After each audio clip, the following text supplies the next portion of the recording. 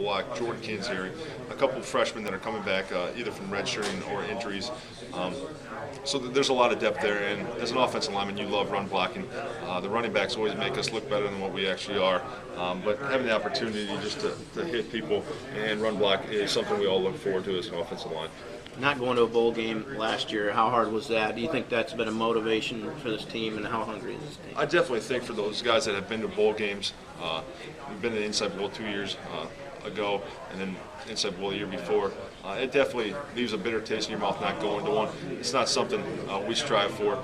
And going into college football, you always tell your parents, I don't want to be home on the holidays, because that means you're usually having success.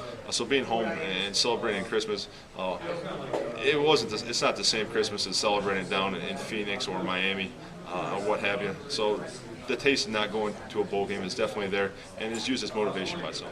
We have opposing goals, right? I want to stop them.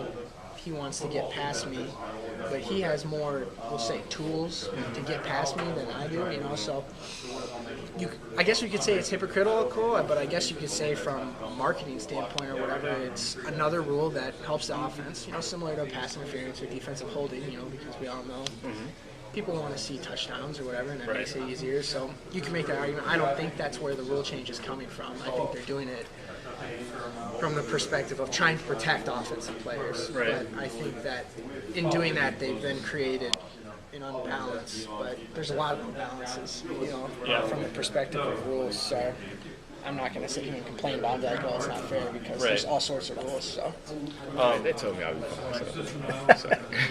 Talk a little bit about all three linebackers up for the Butkus Award. Kind of what that means to you, and you guys feel you have to be leaders on this football. Well, if we didn't get the Butkus Award, we still have to be leaders regardless. The Dick Butkus Award is something great, and it just set the bar for us linebackers, and we know that a lot of eyes are watching, and we just gotta perfect our game and just try to make as many plays as possible. They really make it special for the players. The teams are separate. They're not both in the same room. Do it on our campuses, Okay. respective campuses. We don't want to start holding hands. I mean, Right, it's a right, feel-good game, but we don't need to hold hands right now.